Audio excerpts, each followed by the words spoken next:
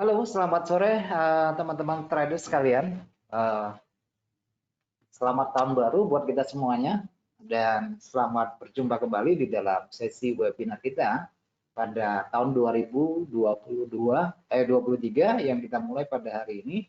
Dan pekan ini kita akan mengadakan 2 kali webinar. Hari ini kita akan namun sebelumnya, apakah suara saya bisa ditangkap dengan jelas?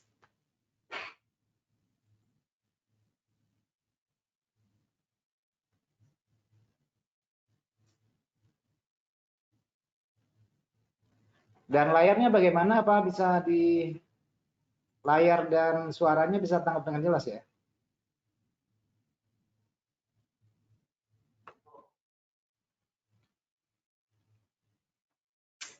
Oke, kalau udah kita lanjut aja ya.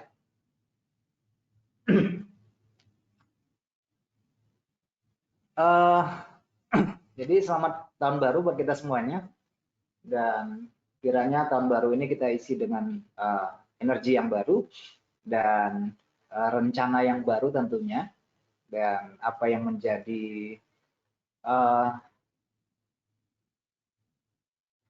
target dari tahun sebelumnya yang belum tercapai pada tahun 2022 kiranya bisa menjadi satu pembelajaran buat kita untuk menjadi batu pijakan buat kita untuk melangkah lebih pasti di tahun ini dengan rencana-rencana yang baru tentunya. Baik kawan-kawan, hari ini kita akan mengadakan live analysis dari, kemudian hari Kamis nanti kita akan mengupas edukasi tentang konfrontasi teori Do ya, teori Do. Dan analisa kita pada hari ini itu tentunya berdasarkan pada parameter-parameter yang sudah kita pelajari dari 10 webinar sebelumnya. Oke, 10 webinar sebelumnya. Jadi buat teman-teman yang masih baru dan baru bergabung dan belum sempat menyaksikan video dan mengikuti webinar secara langsung pada tahun yang lalu, itu bisa dilihat kembali di dalam web kita maupun di kanal YouTube, bisa disaksikan ulang. Oke, kawan-kawan sekalian, kita meluncur saja ya. Sebelumnya saya menyampaikan disclaimer dulu, teman-teman, karena ini penting ya. Karena informasi yang saya sampaikan pada hari ini adalah suatu bentuk komunikasi kepada teman-teman sekalian dan bisa dijadikan perbandingan juga untuk menambah wawasan bagi yang baru terjun ke dunia transaksi. Perlu saya ingatkan kembali bahwa perdagangan produk finansial maupun turunannya itu mengandung tingkat risiko yang tinggi dan itu belum tentu cocok buat semua orang.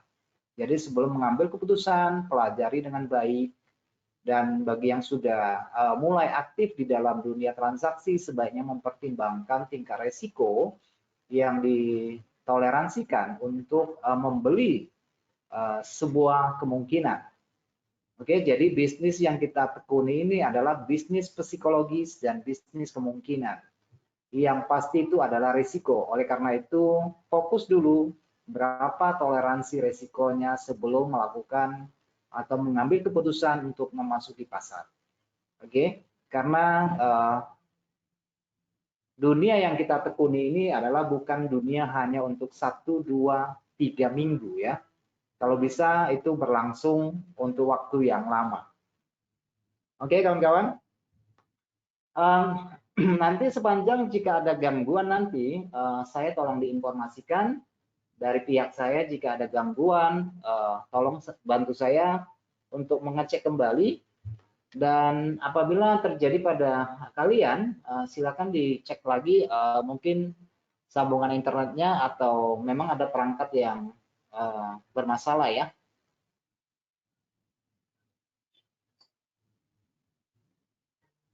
Bersama saya Adi Pangestu, analis dari HFM, akan membantu Anda untuk menganalisa hari ini dengan step-step analisa yang mudah untuk dipahami, dan jika ada pertanyaan muncul nanti silakan ditulis di dalam ruang chat dan sebisa mungkin nanti saya akan menjawabnya satu persatu.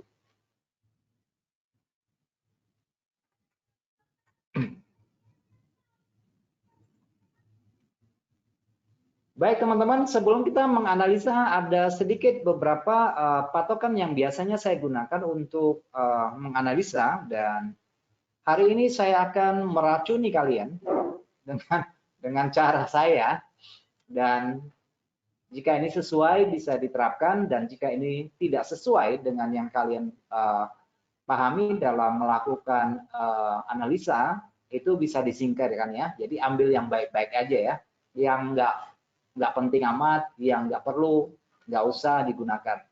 Dan jadikan apa yang saya sampaikan ini sebagai satu perbandingan dengan analisa yang kalian lakukan selama ini. Baik teman-teman sekalian, ada 3 poin ya. Yang pertama kita akan melakukan mapping, kemudian range, dan pasangan yang akan kita gunakan untuk menganalisa. Dan ada beberapa parameter yang akan dijadikan rujukan nantinya tentunya ya. Kenapa kita menggunakan mapping price? Pertama tujuannya teman-teman bisa baca di sini. Mengingat harga aset dalam perdagangan lebih banyak bergerak di dalam zone atau di dalam rentang harga, maka mappingan atau pemetaan dapat menjadi rujukan untuk mencari turning point untuk memasuki pasar ya. Itu tujuannya dari mapping price. Yang kedua adalah range. Jarak kisaran perdagangan terjadi dalam rentang waktu perdagangan jangka pendek, sedang, dan panjang. Nah, itu kita sebagai pedagang dalam konteks stylenya yang bagaimana dan kepentingan kita di pasar berapa lama ya, itu menyangkut range-nya ya. Kemudian yang ketiga adalah mengenai pasangan mata uang maupun komoditas yang kita perdagangkan. Jadi beda mata uang, beda komoditas, beda indeks, dan beda saham, jadi range-nya itu berbeda-beda.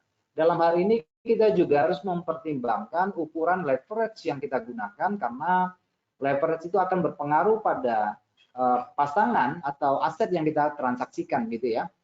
Ini menyangkut leverage dan menyangkut juga margin yang tersedia yang kita punyai untuk melakukan transaksi perdagangan. Oke, ini adalah beberapa hal yang perlu kita perhatikan sebelum kita menganalisa. Ini adalah rujukan dari saya. Yang pertama adalah kita harus memperhatikan tren yang sedang berlangsung. Oke. Kedua adalah pembentukan pola candle pada area mapping, karena kita akan melakukan mappingan hari ini. Kemudian kita harus menentukan jarak resiko dan ruang reward. Jadi resikonya berapa, pengembaliannya berapa, itu harus konkret ya. Sebelum kita mengambil satu keputusan untuk memasuki pasar. Dan yang keempat, kita akan dibantu oleh alat perdagangan baik berupa indikator maupun alat bantu lainnya ya untuk mengukur, karena kita pada hari ini menganalisa berdasarkan teknikal ya, jadi bukan berdasarkan fundamental. Meskipun dalam beberapa konteks nanti kita mungkin akan menyerempet tentang fundamental nantinya, maupun pada faktor sentimen ya kawan-kawan.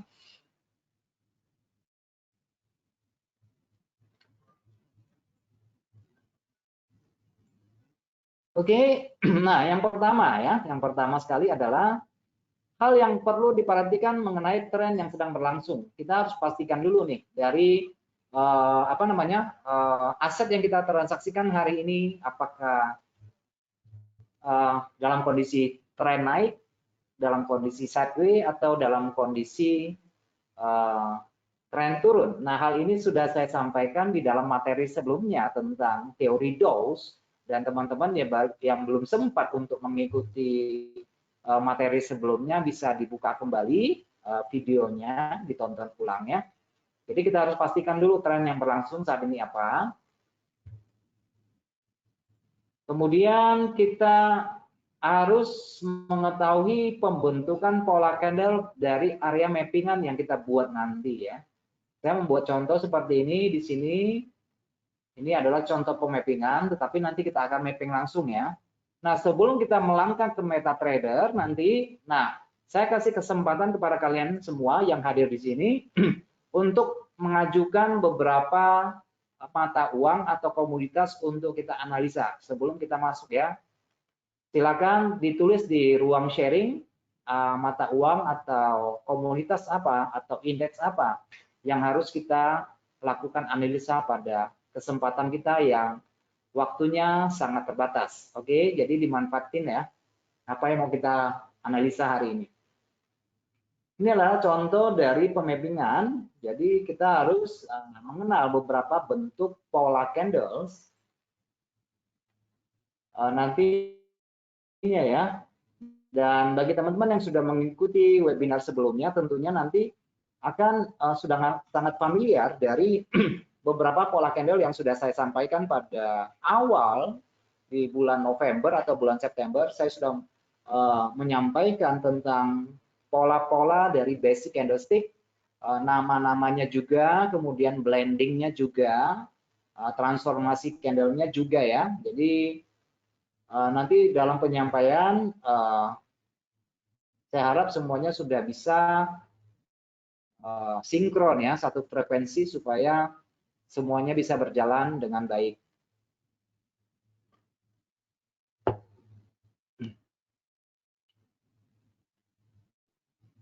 Oke, kemudian yang ketiga adalah jarak risiko dan ruang reward sebelum kita memutuskan untuk memasuki pasar. Dan ini penting sekali karena ini menyangkut rasio antara tingkat risiko dan keuntungan yang kita harapkan. Karena berbicara tentang trading adalah berbicara tentang seberapa besar kerugian yang sanggup kita terima dan seberapa besar keuntungan yang kita inginkan. Cuma dua hal itu ya yang paling pokok. Kemudian kita akan dibantu oleh alat-alat bantu, mungkin nanti bisa indikator, juga bisa menggunakan trendline dan sebagainya ya.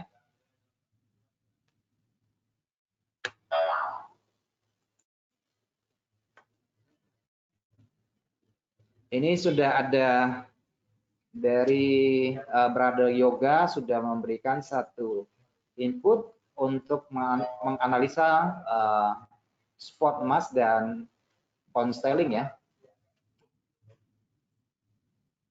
Baik teman-teman, kita langsung loncat ke itu ya, ke MetaTrader.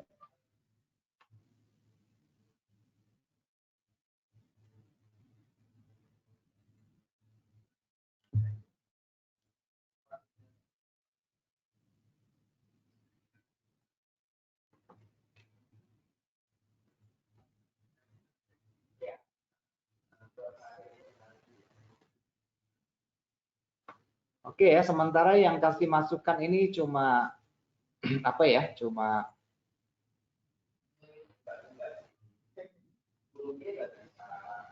dari emas dan pound sterling ya.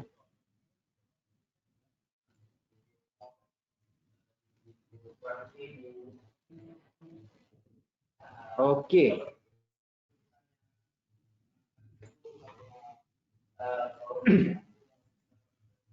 Oke, baik teman-teman, karena pertama kita menyangkut berbicara tentang emas, tentu ada beberapa katalis yang harus kita perhatikan sebelum melakukan analisa. Kira-kira apa sih di balik dari pergerakan emas saat ini ya? Karena kita berbicara saat ini. Karena ini adalah awal tahun, kawan-kawan sekalian. Karena hari ini adalah memasuki awal tahun, jadi kita akan melakukan analisa tahunan dulu ya. Jadi kita lihat dari angka yang besar dulu. Kita akan lihat dari angka yang besar.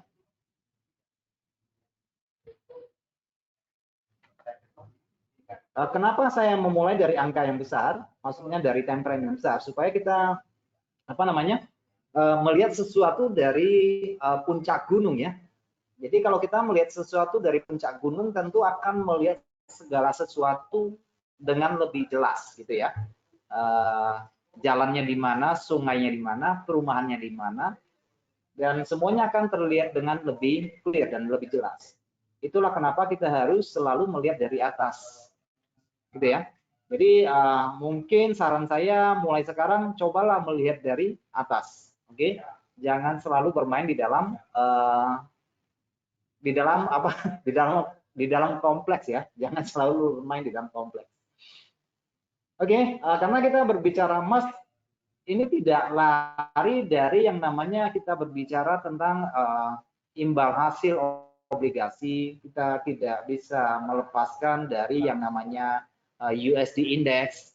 Kita juga tidak bisa melepaskan dari alat pembanding seperti indeks US 500 maupun US 30 Dow Jones ataupun untuk teknologi 100. Dan karena di sini saya tidak bisa menampilkan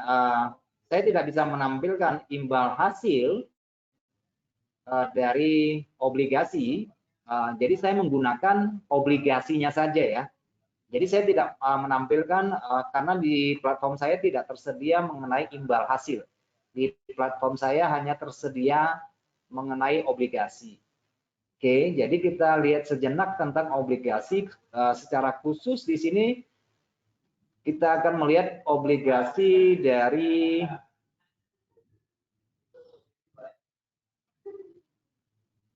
US berjangka 10 tahun ya kawan-kawan sekalian.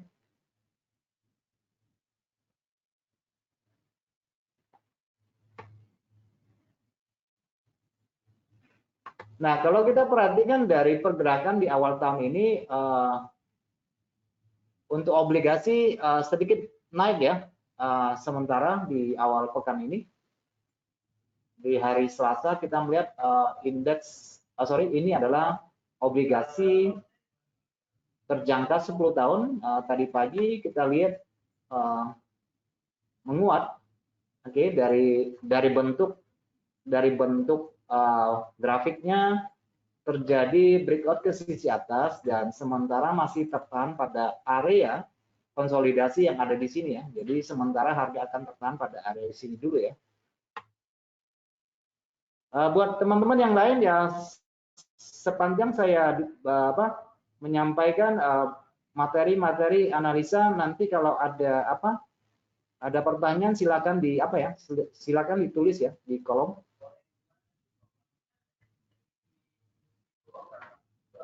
Oke, sementara yang bisa kita lihat untuk obligasi 10 tahun ini bergerak dalam rentang harga. Kalau kita buat mappingan kira-kira akan seperti ini, di mana teman-teman bisa melihat di sini. Saya lagi membuka 4 jam ya. Saya lagi membuka platform 4 jam. Teman-teman bisa melihat di sini ini adalah area resisten yang sebelumnya juga menjadi zona rejection.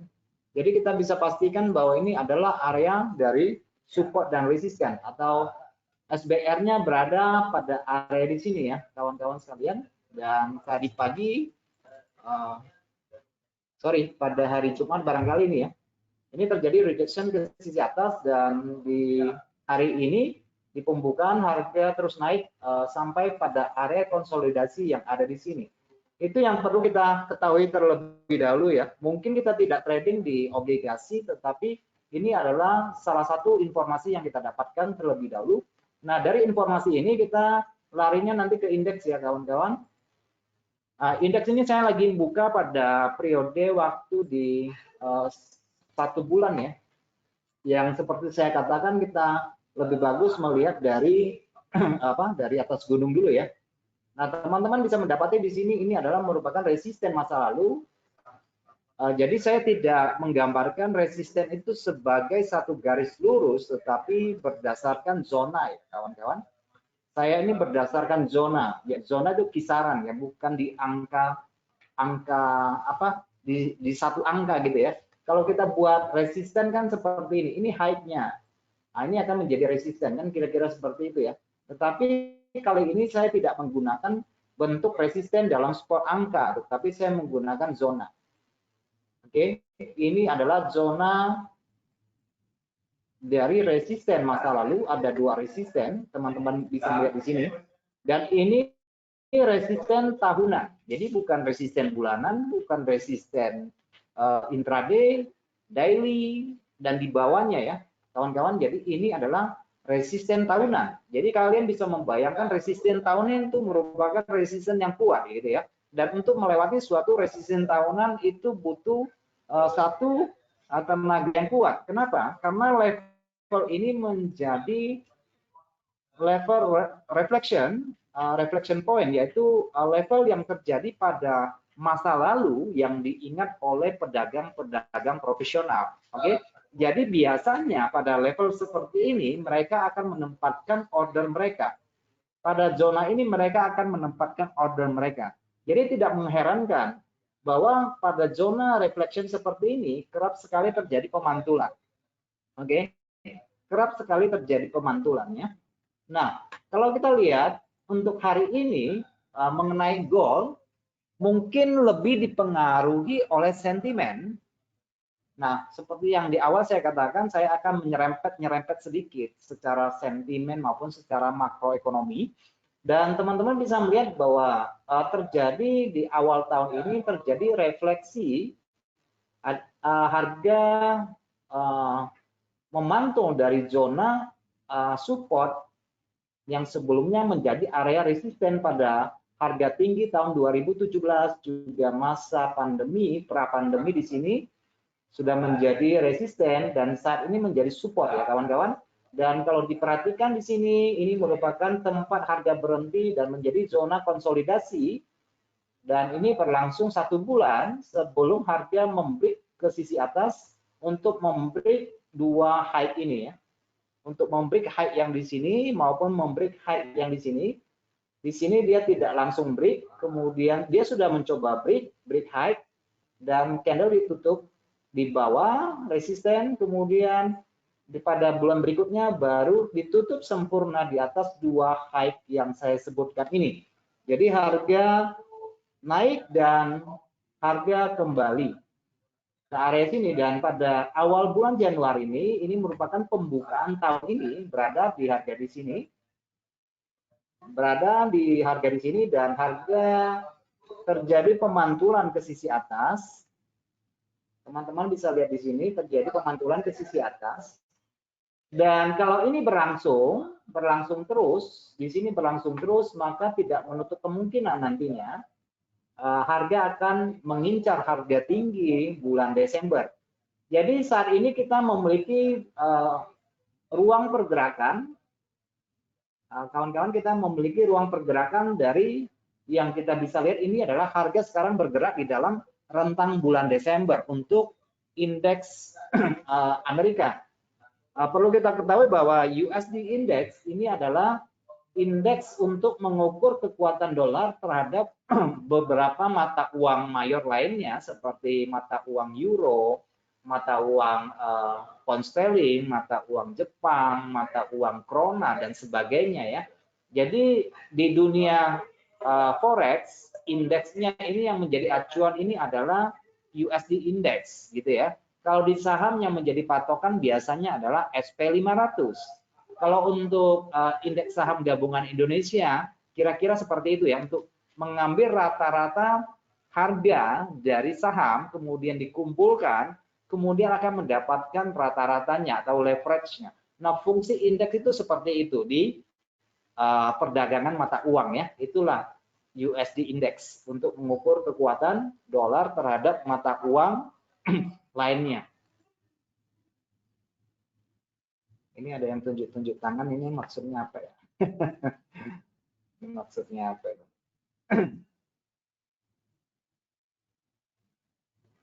Oke, jadi kita sekarang memiliki ruang perdagangan untuk USD Index, yaitu rentang harga dari bulan Desember ya. Kalau kita scroll ke time frame yang lebih kecil di daily, penampakannya seperti ini untuk saat ini. Saya besarkan chartnya ya. Kawan-kawan, ini dari bulan akhir bulan 2 minggu sebelum bulan Januari, yaitu di akhir bulan Desember, kita melihat indeks ini sudah mengalami sideways berminggu-minggu ya, berminggu-minggu. Dan teman-teman bisa lihat di sini, ini adalah high dari bulan Desember, dan ini adalah low bulan Desember. Oke, dan ini cukup strong sekali harga counter balik dari penurunan yang berlangsung cukup lama.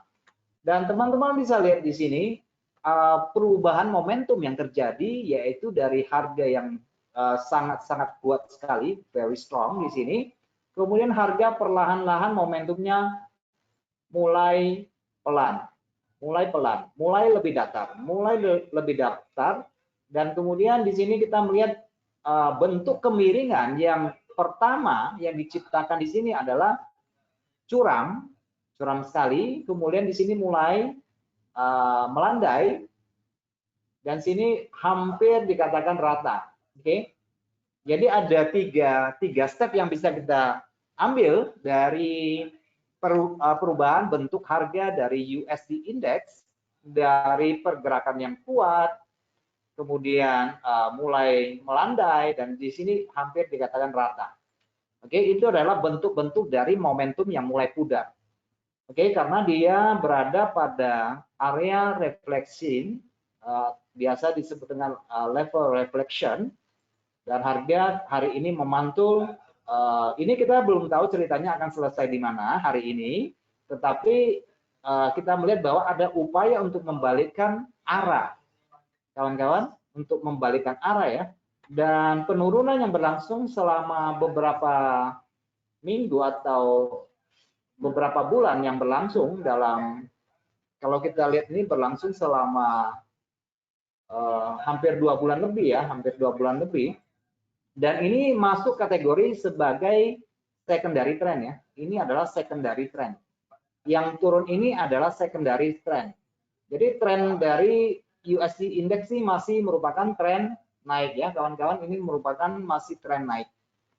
Oke, ini masih merupakan tren naik. Jadi yang turun ini adalah secondary trend atau koreksi ya, atau gelombang korektif. Biasa orang menyebutnya seperti itu.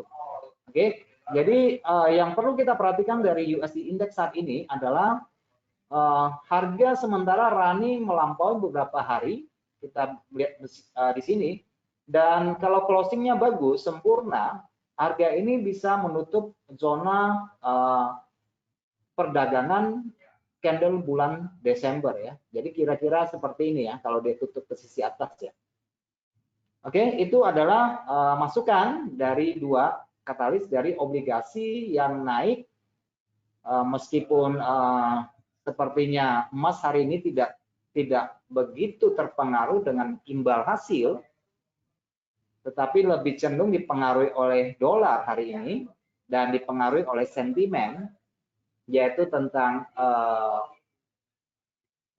bertambahnya kasus dan jumlah kematian akibat COVID-19 di daratan ya, di Tiongkok. Oke, itu dari segi sentimen dan makroekonominya, karena dikhawatirkan bahwa meningkatnya kasus dan jumlah kematian itu akan membuat mobilitas terbatas, artinya langkah-langkah yang diambil untuk penguncian yang sudah mulai dilonggarkan kemarin, ternyata pelonggaran itu justru menghasilkan infeksi yang begitu besar. Oke, jadi ditakutkan maka pemerintah Cina akan melakukan penguncian kembali. Nah, dari tindakan pemerintah untuk bidang kesehatan ini dikhawatirkan nanti akan memicu perlambatan kembali untuk pertumbuhan ekonomi Cina gitu ya. Dan nanti bisa efeknya kemana-mana soalnya, karena bisa kita ketahui bahwa Cina merupakan konsumen untuk komoditas ya. Nanti akan efeknya nanti ke mata uang komoditas seperti Kanada, seperti Australia, juga pengaruhnya nanti ke New Zealand gitu ya.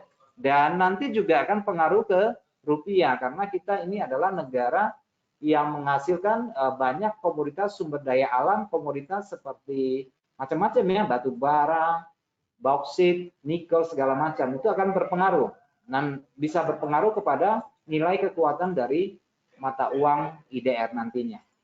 Oke, jadi dua katalis. Sekarang kita lihat kepada US 500. Kita belum berangkat ke itu ya, belum berangkat ke emas nih ya. Ini baru menceritakan beberapa jenis aset yang biasanya berpengaruh dan ini dijadikan sebagai analisa untuk emas gitu ya kawan-kawan. Jadi kalau kita trading emas, kita tidak hanya berpatok pada grafiknya emas gitu ya, tetapi kita minimal harus mengetahui beberapa parameter yang bisa dijadikan acuan untuk counter, untuk filter segala macam. Gitu ya. Untuk kenapa? Untuk memfilter supaya keputusan yang kita ambil nanti tidak salah, gitu ya. Ada pembandingnya di situ ya.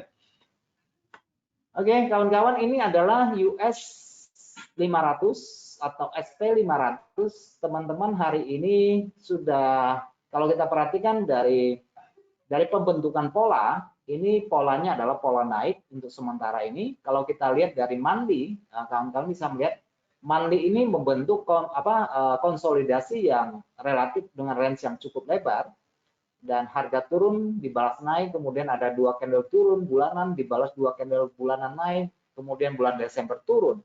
Nah, ini sekarang ini konteks harga yang terjadi ini masih memiliki 2 kemungkinan, yaitu untuk naik menutup candle yang merah secara teknikal ya, naik untuk menutup yang merah atau turun untuk menutup yang putih. Jadi kemungkinannya ada 2 ya, kemungkinannya ada 2. Nah, sekarang kita lihat ini dalam konteks periode bulanan. Nah, sekarang kita langsung aja ke daily ya.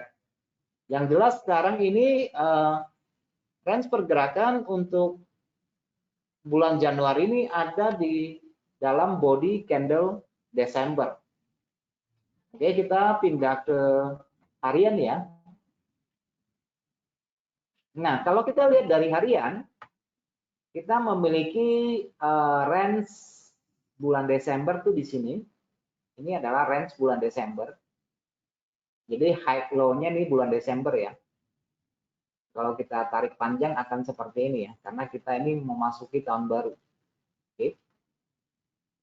Nah, kalau kita kembali ke chart bulanan, low dari bulan Desember itu bertepatan dengan harga pembukaan Januari tahun lalu. Oke, ini candle Januari tahun lalu. Jadi biar persis di situ. Sementara yang di sini penurunan ini ke zona konsolidasi yang ada 2 candle yang terjepit di sini. Ini menjadi low-nya, ya. Dan ini low Desember ini ada di pembukaan Januari. Kita lihat ke daily, dari pembentukan pola beberapa hari sebelumnya, kita bisa menarik satu kesimpulan. Pergerakan hari ini sebenarnya cenderung untuk ke sisi atas. Oke, dari pola ya, dari pola candlenya. Masalahnya, candle ini belum membreakout struktur yang ada di sini. Ini adalah high harian ya. Jadi kalau candle ini close-nya di atas, bisa dipastikan besok atau lusa ini akan terjadi kenaikan ke sisi atas, minimal nanti akan mengisi ruang yang ada di sini. Dari candle seller ini ada 4, kira-kira nanti naiknya akan berada pada ruangan di sini.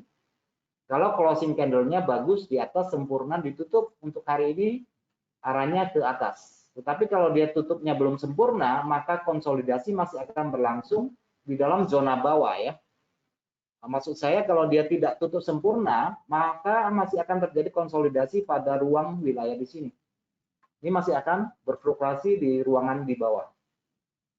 Jadi yang menjadi katalisnya nanti adalah mungkin pasar juga lagi menunggu rilis data laporan atau notulen dari rapat FOMC pada bulan Desember yang akan disampaikan, kalau saya nggak salah hari Rabu atau hari Kamis nanti akan disampaikan kira-kira keputusan apa yang akan diambil Fed untuk kebijakan moneternya di tahun ini ya. Itu akan menjadi dasarnya dari laporan notulen FOMC dari rapat pada bulan Desember.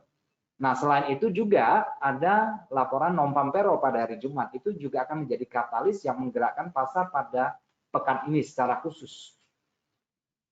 Oke, jadi kalau secara harian kita lihat ini prospeknya lebih cenderung ke sisi atas ya kawan-kawan. Ini range besarnya adalah bulan Desember. Di sini adalah bulan Desember. Yang saya buat di sini, batas ini ke bawah ini adalah range mingguan ya. Jadi apabila ada candle nanti close-nya di atas, maka ekspektasi kita adalah ke sisi atas. Ini adalah untuk US 500. Biasanya kalau indeksnya menguat, artinya sahamnya menguat, itu artinya pasar memasuki risk off atau minat terhadap aset yang berisiko itu akan muncul biasanya ya. Aset yang berisiko termasuk apa? Termasuk saham, termasuk kripto, termasuk indeks, termasuk apalagi? Termasuk mata uang yang berisiko seperti pound sterling gitu ya. Kemudian euro USD itu bisa menguat. Efeknya ke sana ya. Analis intermarketnya seperti itu. Analisa intermarketnya seperti itu. Oke, ini adalah beberapa katalis yang saya sampaikan yang bisa dijadikan alat filter sebelum kita memasuki emas. Waduh, belum analisa yang lain ya. Kita sudah kehabisan waktu 30 menit ya. Cepat sekali waktu. Oke, kawan-kawan. Kita ke emas.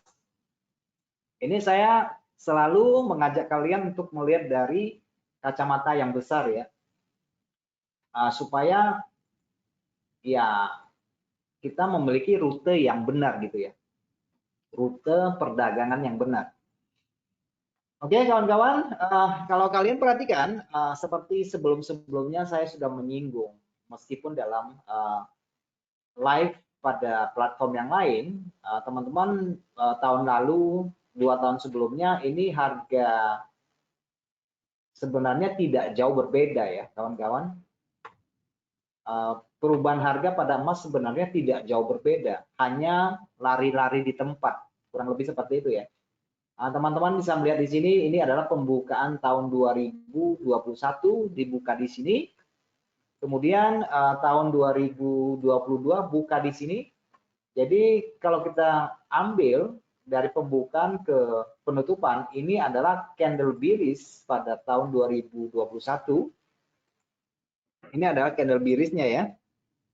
Dan tahun ini adalah candle apa nih? Ini adalah candle doji-nya ya. Oke, hanya berbentuk candle salib di sini ya. Polanya hanya candle doji ya. Tahun ini gitu ya. Jadi penurunan emas itu belum bisa menutupi kenaikan dari masa pandemi. Ini adalah candle pandemi tahun 2020. Oke.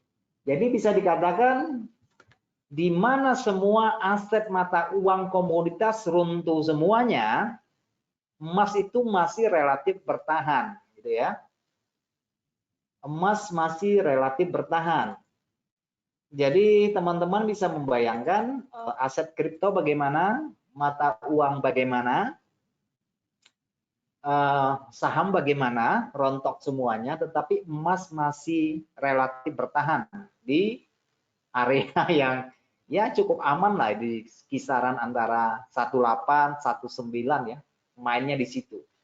Oke, kemarin turun itu tidak sampai ke pembukaan bulan Januari tahun 2020, tetapi nyangkutnya di candle mingguan.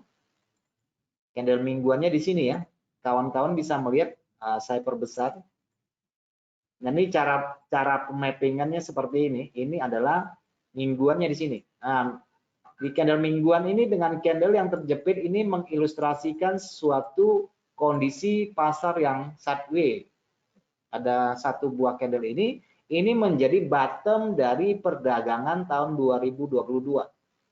Oke, menjadi triple bottom yang bisa kita lihat di sini. So, teman-teman bisa membayangkan kalau emas nanti terjadi kenaikan, berarti minimal candle bulanannya nanti atau mingguannya itu harus tutup di atas harga pembukaan Januari tahun 2021 ini. Oke, kalau ada candle mingguan atau bulanan tutup di atas, maka running emas itu nanti akan mengejar ini di angka kurang lebih di angka 19 ya kawan-kawan.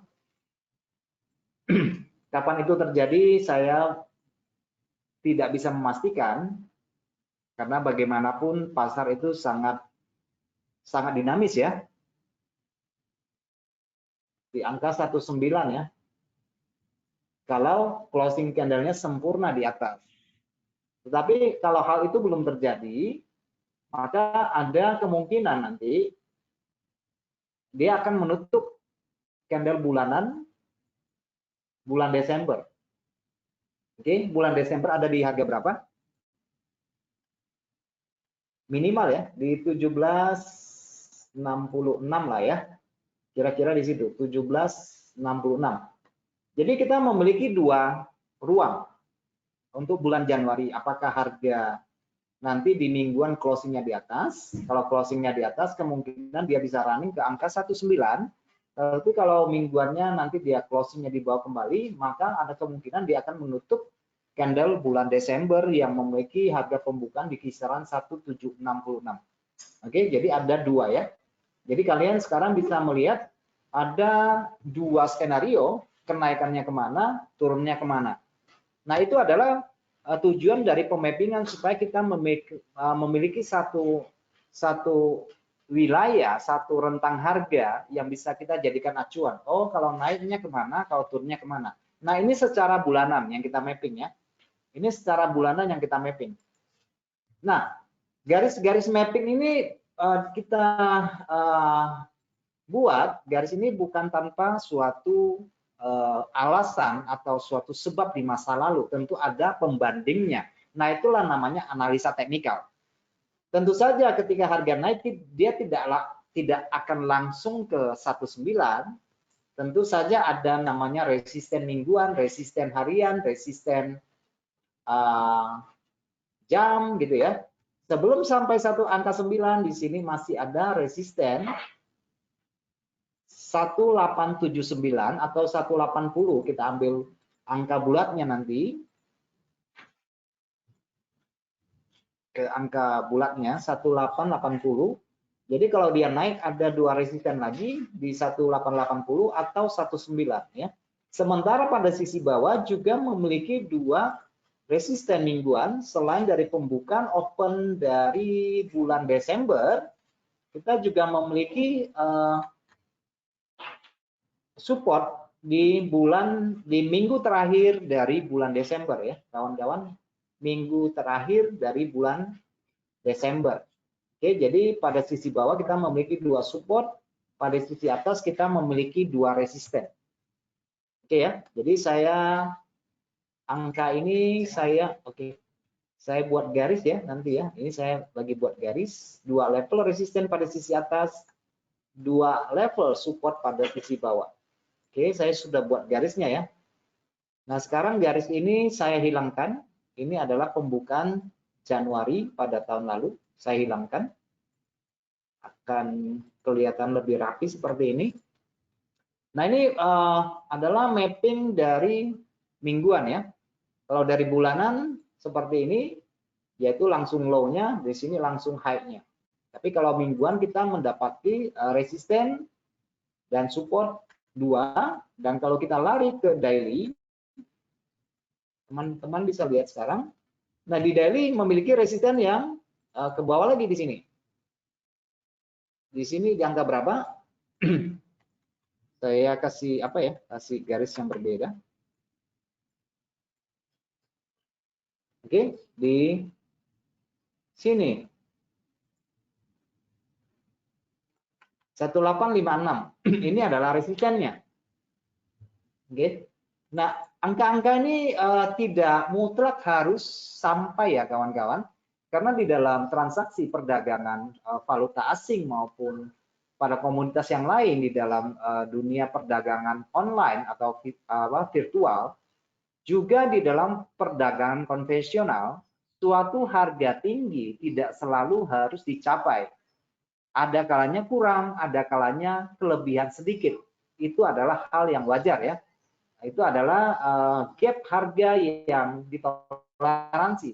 Dan apabila harga hari ini tidak sampai kepada 1856, tetapi dia hanya sampai di 1850, ada selisih sekitar 60 pip, gitu ya. Ini adalah 1850. 1850 itu merupakan level psikologis. Biasanya saya sebut sebagai angka kuartalnya ya, angka seperempatnya. Dari 17, 1725, 175, 1775, 18, 1825, 1850 itu merupakan angka-angka kuartalnya, angka seperempat dari pembagian angka seribunya. Jadi teman-teman tidak mengherankan ketika harga sampai pada angka 1850 terjadi rejection, itu adalah hal yang wajar. Oke, hal yang wajar. Nah, ini adalah pembagian dari ruang harga harian. Oke, pada sisi atas sekarang kita memiliki resisten di 1856 ya di sini ya. Tetapi harga hari ini cuma sampainya di 1850. Oke, itu pada sisi atas. Nah, teman-teman perhatikan bahwa pergerakan hari ini sempat memecahkan harga tinggi bulan Desember. Memecahkan ya. Ini hanya break high dan ini belum breakout secara harian. Jadi ini adalah break high ya, bukan breakout.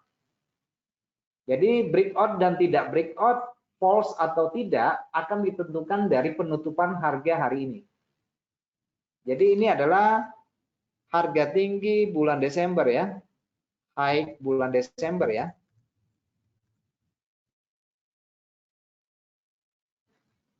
Di garis ini ya, high bulan Desember. Nah itu dari segi daily. Nah daily ini punya tingkat dukungannya atau supportnya, kita bisa ambil dari candle harian yang ada di sini, yaitu satu candle sebelumnya pada hari apa nih? Hari Minggu sebelumnya penutupan tahun ya. Ini akan menjadi support harian. Oke, support harian ini di sini. By the way, kita langsung masuk ke 4 jam dan kita memiliki pembukaan tahunan tahun ini di hari ini di area sini itu di kisaran 18 berapa tuh 1825 ya, 1825. Nah, kawan-kawan, apabila harga ketika kehilangan momentum, tidak ada lagi tenaganya, tidak ada gas lagi untuk bergerak ke sisi atas, tidak ada yang menjadi katalis untuk mendorongnya lagi, karena ini harga langsung menembus harga tinggi tahunan tahun lalu. Nah, pada umumnya harga akan kembali di mana dia berangkat, yaitu pembukaannya tadi pagi di sini ya. Jadi teman-teman, apabila terjadi penurunan, harga akan kembali ke area di sini. Oke, mungkin teman-teman yang yang ada di grup, saya tadi sudah kasih beberapa kisi tadi tengah hari ya. Ada beberapa pola candle yang saya gambarkan, terutama di 1 jam. Saya sudah kasih kasih gambaran secara kasar ya, gambaran secara kasar, yaitu pola pembalikan yang terjadi pada area di sini. Ini sangat identik sekali, kawan-kawan. Ini pola ini sangat identik sekali dengan yang terjadi pada tempo dulu, pada candle harian yang ada di sini di bulan Juni. Polanya sama, ada candle kecil, ada candle naik, ada candle turun, ada rejection, kemudian harga kembali ke sisi bawah. Ini adalah pola pembalikan. Ini juga terjadi di area di sini, sama persis, polanya sama persis, gitu ya. Ini juga terjadi pada area di sini, sama persis polanya, dan ini juga terjadi sama persis polanya. Dan pada weekly akan kelihatan dengan apa yang saya katakan tadi, dia juga terhenti dari 2 candle kecil ini. Jadi perubahan harga kadang-kadang bukan disebabkan karena support dan resisten. Ada kalanya harga berhenti dikarenakan ada candle narrow, yaitu candle dengan ukuran body yang kecil ya. Teman-teman bisa melihat ini 1849 ini tertahan dari 2 candle ini, 2 candle kecil ini. Oke, dan mungkin teman-teman nanti bisa melakukan review di rumah masing-masing. Perhatikan aja candle kecil pada weekly ya, kawan-kawan. Candle kecil seperti ini biasanya dia akan menjadi area support resisten yang dominan. Seperti ini saya kasih clue-nya, nanti teman-teman buat cari-cari sendiri aja ya. Candle-candle seperti ini biasanya itu apa ya, kuat sekali ya, karena itu konsolidasi berlangsung selama 1 minggu, ada yang 2 minggu, apalagi sampai berminggu-minggu. Nah, itu kuat sekali ya. Nah, hal ini terjadi 2 minggu di sini, dan itu kategori kuat ya, kategori kuat. Jadi kawan-kawan bisa membayangkan ketika harga turun kembali ke sisi bawah, kira-kira akan tertahan di 3 candle ini ya. Kira-kira akan tertahan di 3 candle ini, yaitu candle kecil. Jadi sangat kuat. Apabila dia mau meleto ini, dia membutuhkan tenaga yang kuat. Akan sampai ke 2 candle kecil ini. Oke, ini adalah model-model pemappingan yang biasa saya lakukan untuk mencari jarak pergerakan antara range dengan range. Jadi saya sudah memulai dari time frame yang besar, kemudian masuk ke time frame weekly tadi juga sudah, kemudian masuk ke time frame daily juga sudah, dan sekarang kita masuk ke time frame 4 jam. Oke, 4 jam tidak jauh berbeda dari keberangkatan 2 candle ini, dan sekarang harga bermain dalam zona candle yang besar ini, yaitu candle yang satu ini ya. Candle yang satu ini ya. Jadi harga ini kalau turun dia akan mencoba untuk menutup candle yang ini. Oke, kalau kekuatannya lebih dia akan sampai kembali ke opennya yang tadi pagi.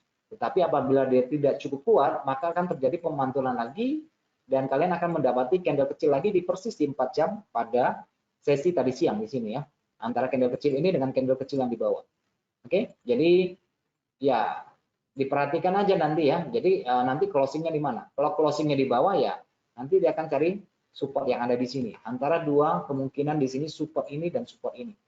Kalau dia closingnya bagus, sempurna di bawah ini ya, maka ada harapan harga emas akan terkoreksi ke sisi bawah yang ada di sini. Oke. Dan perhatikan pola yang saya sebutkan tadi, ini sering menjadi pola yang memberikan benefit bagi mata-mata yang peka terhadap perubahan situasi harga. Oke, jadi kita sebagai pedagang juga harus alert, harus dinamis mengikuti ayunan pasar gitu ya. Jadi tidak stick pada, kadang-kadang kita memang sudah menganalisa dengan baik, tetapi faktor di pasar bisa berubah dengan cepat gitu ya, bisa merubah dengan cepat meskipun pada akhirnya sampai pada tujuan, tetapi biasanya harga akan berkelok-kelok dulu sebelum sampai ke tujuan. Oke, kawan-kawan sekalian, ini prospek dari emas ya yang bisa saya sampaikan dari secara pemappingan. Jadi secara struktur emas ini konteksnya masih konteks naik ya. Secara struktur emas ini konteksnya masih konteks naik. Oke. Dan pergerakan yang terlalu signifikan tadi pagi itu mungkin mengagetkan sejumlah orang di sini, mengagetkan sejumlah orang, dan Anda yang mungkin terlalu terburu-buru untuk mengikuti ayunan ini, ada yang mungkin sudah mendapatkan pengembalian, tetapi juga barangkali ada yang juga yang mengalami kerugian. Oke, oleh karena itu yang saya bicarakan di awal bahwa perdagangan atau pekerjaan yang kita lakukan itu mengandung risiko. Oleh karena itu menjaga risiko itu jauh lebih baik. Oke, untuk emas ya kawan-kawan, mungkin kalau penurunan masih berlanjut akan kembali ke pembukaan tadi pagi. Itu hanya salah satu kemungkinannya ya. Dan kalau kita lihat secara pola grafik ini bentuk dari pola grafik ini kayak apa namanya? Kayak Chainsaw Man itu ya. Kalian tahu nggak Chainsaw Man itu? Manusia berkepala gergaji gergaji kayu itu ya. Oke. Kayak Chainsaw Man ini ya. Nah, oke. Dan kalau teman-teman perhatikan dari beberapa materi yang saya sampaikan, mungkin kalian akan mendapatkan sedikit reward, benefit dari materi sebelumnya. Teman-teman bisa melihat di sini, ini adalah sentuhan yang ketiga. Sentuhan yang ketiga ya barangkali bisa dimanfaatin ya untuk tadi pagi ya, bagi kalian yang peka ya. Oke. Sebagian orang mengatakan ini adalah rising wedgie, dan saya sih setuju saja ya, karena memang tren yang terbentuk di sini bukan tren yang bagus. Tren yang seperti ini tren zigzag ya ke sisi atas, dan memang bias yang terbentuk itu cenderung lebih ke sisi atas daripada ke sisi bawah. Lebih cenderung ke sisi atas daripada ke sisi bawah. Sebenarnya kalau untuk emas ini saya masih relatif bahwa emas itu cenderung akan lebih sideways ya untuk tahun ini, tahun 2023, dan menurut saya tidak ada pergerakan yang mencolok untuk emas, relatif stabil untuk emas ya, naik dan turun pasti ada, tetapi di dalam tren mayor dia bukan masuk kategori akan terjadi perubahan tren yang besar. Oke, kalau tren mayor mungkin teman-teman bisa melihat apa ya, melihat tren mayornya kan memang tren mayornya tren naik ya. Oke, tren mayornya tren naik. Tetapi kalau dilihat dari pola seperti yang terjadi pada satu dekade yang lalu, emas ini sebenarnya sudah break struktur, kawan-kawan. Di sini terjadi pemecahan struktur. Oke, terjadi pemecahan struktur. Jadi buat saya kenaikan ini masih sebagai tren korektif dari secondary trend yang terbentuk di sini. Agak sedikit mirip ya, tetapi tidak sama persis. Antara dua candle kenaikan dari bulan November dan bulan Desember itu agak-agak mirip dengan yang ini nih. Dari bulan berapa ya? Bulan Juni atau bulan berapa lah ya di tahun 2013, agak-agak mirip ya. Tetapi apa yang mirip ini belum tentu sama akan berulang pada bulan ini atau bulan depan ya. Tidak selalu berlaku sama ya. Oke, tetapi ya minimal kita mendapatkan sedikit gambaran. Oh, pernah terjadi pola yang mirip-mirip ya, mirip-mirip ya, serupa tapi tak sama gitu ya. Di sini juga ada dua candle yang menopang menjadi level kunci gitu ya. Nah, yang menjadi masalah kenapa emas belum turun juga? Ya karena di sini ada dua pegangan yang kuat.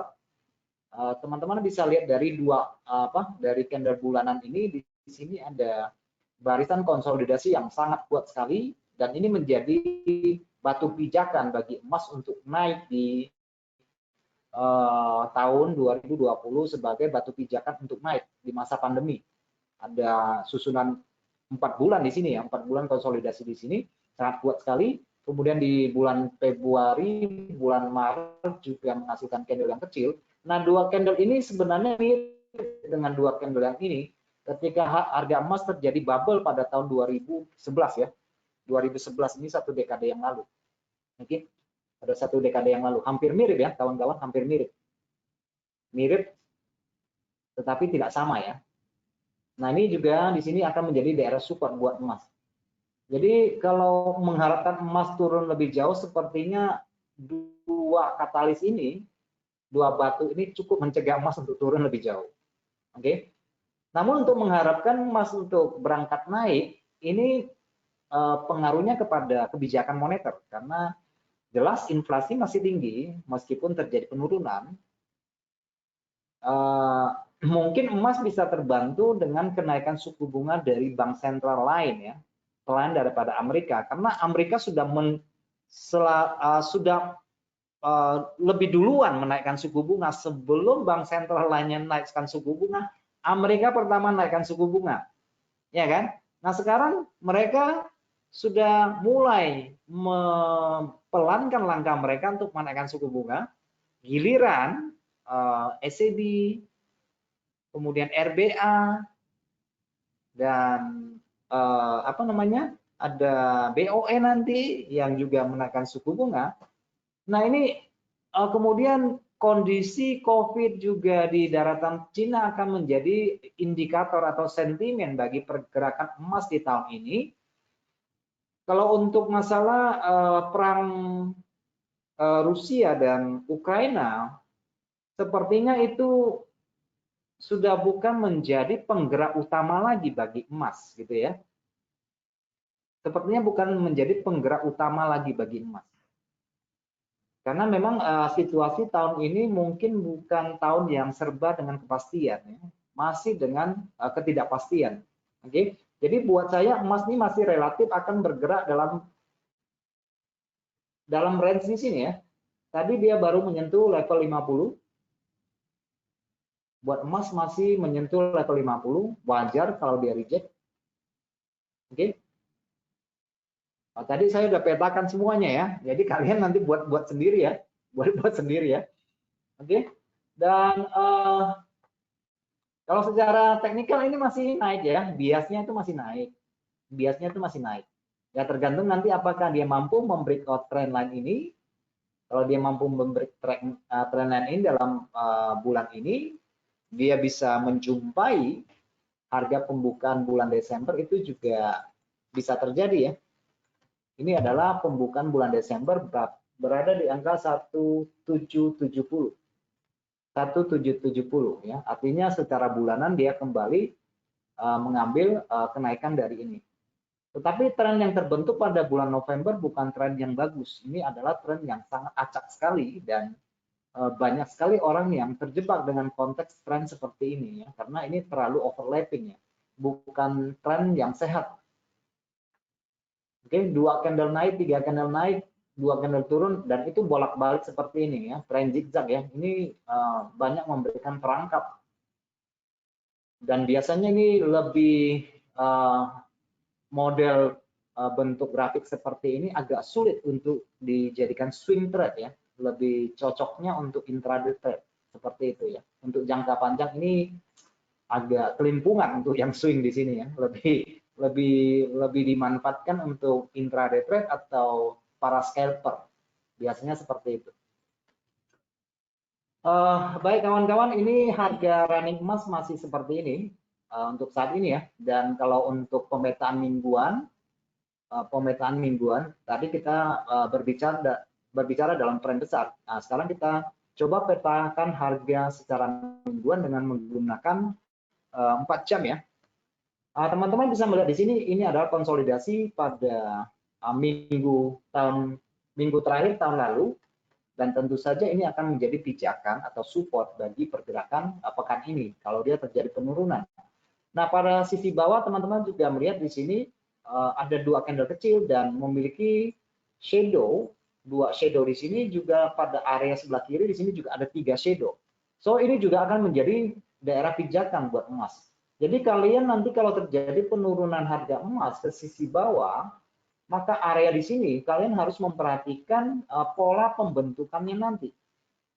Apakah di sini momentumnya akan melemah atau semakin kuat, mendekati ini semakin kuat atau semakin lemah.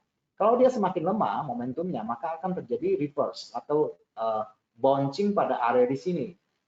Tetapi kalau semakin turun, semakin menguat, ini bisa saja dia tutup untuk mengejar yang bagian di bawah. Oke ya, itu secara 4 jam. Jadi perhatikan 2 level di 4 jam di sini, 2 level.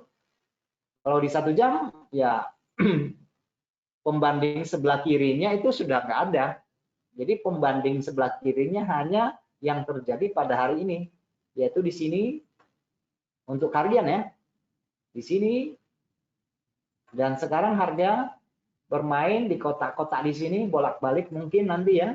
Nah, bolak-balik di sini, up and down di sini. Ini adalah range-nya ya, range transaksinya begini ya di sini ya.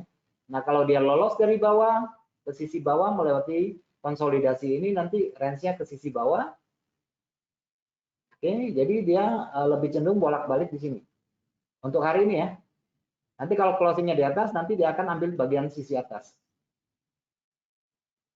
Oke, jadi teman-teman memiliki zona perdagangan seperti ini untuk hari ini ya. Untuk hari ini ya. Untuk hari ini ya. Oke, ini cukup jelas ya. Jadi pembagiannya. Nah, secara tren ini masih naik ya. Nah, secara tren masih naik, secara bias masih naik, dan ruang perdagangannya untuk intraday trade maupun untuk scalping seperti ini. Oke. Nah, secara bias kalian bisa melihat ini biasnya masih naik nih. Dan kelihatan harga low yang lebih tinggi, harga high yang lebih tinggi ya. Jadi secara hierarkinya menurut teori Dawes, ya ini masih konteks tren naik pada periode 1 jam ya, pada periode 1 jam. Oke, itu untuk emas ya. Jadi kalian sudah buat batasan sendiri. Yang penting pada zona-zona ini yang sudah dibuat buat para scalper mungkin nanti akan memperhatikan pola pembalikan. Pola pembalikan mungkin bisa dilihat di 15 menit, 30 menit, 1 jam ya. Disesuaikan dengan masing-masing, dengan kepentingan masing-masing. Oke. Oke. Nah, itu dari emas ya. Waduh, waktu sudah habis ini. Oke, nggak apa-apa deh. Saya tambahkan ceritanya jadi panjang ya. Satu belum melangkah ke yang lain, kita sudah kehabisan waktu. Oke, untuk pound sterling. Pound sterling secara struktur dia sudah membreakout dari gelombang naik ini. Jadi dia sudah membreakout dan support start mulai naik ini menjadi support yang sudah di reject beberapa hari 1, 2, 3, 4, 5, 6, 7. Jadi dia sudah 7 hari mereject area tersebut dan sekarang harga akan mencoba untuk menguji level ini pada sisi bawah ya. Jadi ruangan atas ada di atas sini, ruangan bawah ada di sini. Itu secara daily ya, kawan-kawan, ini secara daily ya. Pemappingan secara daily. Jadi ruang transaksi daily akan kelihatan seperti ini. Kalau dia lolos lagi ke bawah, berarti kalian memiliki ruang di area sini. Oke, ruang area di sini. Kalau lebih ke bawah, ruangan di bawah sini. Oke, ini adalah pembagian zone transaksi. So, kalau untuk mingguan, kita akan menjadikan rujukan dari perdagangan minggu yang lalu. Ternyata perdagangan minggu lalu sudah di breakout di sini. Oke, artinya bias pada pound sterling cenderung ke sisi bawah. Oke, secara teknikal bias untuk pound sterling itu cenderung ke sisi bawah. Oke. Dan mungkin di sini sedikit menarik perhatian dari susunan candle kecil ini, walaupun mungkin efeknya tidak sebesar itu, tetapi pembalikan ke sisi atas itu dimungkinkan pada zona ini, atau nanti pada sesi Amerika itu mungkin saja bisa terjadi. Sebelum dia melanjutkan ke sisi bawah itu juga mungkin ya. Jadi bisa ke atas atau juga dia bisa langsung ke bawah. Itu adalah dua kemungkinan dan skenario-nya. Sementara momentum yang terbentuk biasanya tuh lebih cenderung ke sisi bawah ya, tetapi untuk koreksi itu juga sangat dimungkinkan ya, karena masing-masing trader kan memiliki kepentingan masing-masing. Mungkin ada yang sudah jual pada sisi atas, begitu dia ambil keuntungan kan harga akan terpantul ya. Namun secara bias ini cenderung ke sisi bawah. Oke, secara mappingan ya kawan-kawan, secara mappingan. Kalau kalian agak-agak rajin tarik-tarik garis, mungkin nanti akan temukan kira-kira akan seperti ini. Kenapa terjadi pemantulan sementara? Oke, di sini juga ini merupakan pemantulan yang ketiga. Bisa dilihat di sini ya. Ini 1, ini 2. Saya kasih cara analisa yang simple-simple aja. Dan mudah-mudahan yang simple ini ya cukup cukup membantu untuk memfilter beberapa pergerakan harga secara grafik, secara teknikal ya. Ini juga lompatan harga tertahan di sentuhan yang ketiga, seperti pada emas tadi ya. Oke, masih ada pertanyaan nggak?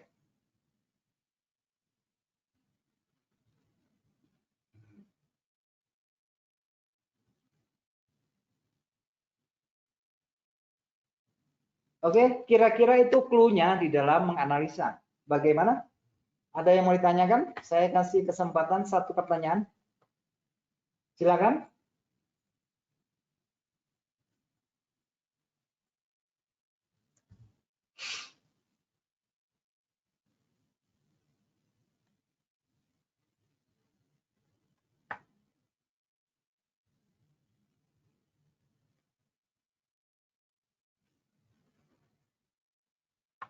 Cukup ya? Masih ada yang mau ditanyakan? Saya kasih kesempatan satu lagi kalau ada.